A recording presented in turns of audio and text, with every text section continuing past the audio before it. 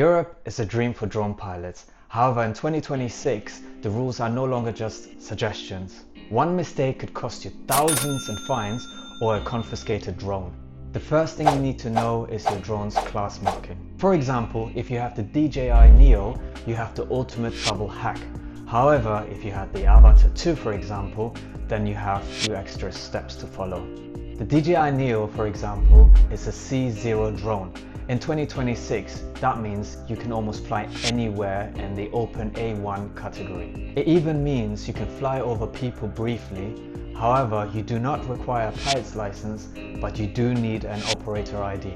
Now, the Avata 2, for example, is heavier and faster, therefore it's classed as C1 drone. This means you must pass your A1, A3 theory test to get your remote pilot certificate.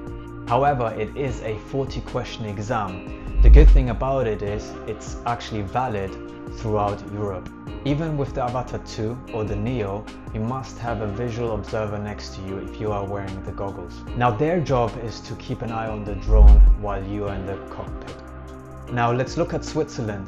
They follow the EASA rules. However, they are strict on insurance. So if your drone weighs over 250 grams, just like the Avata 2, then you must have a liability insurance that can cover up to 1 million Swiss francs. Even though the Neo is under 250 grams and technically exempt, I still recommend getting one anyways. Regardless of what drone you have, you must register as an operator in the first EU country you enter.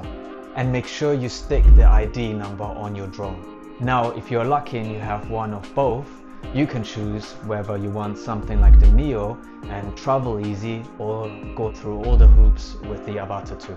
Now, of course, fly safe, respect the privacy and their rules, and thanks for watching. I'll see you on the next.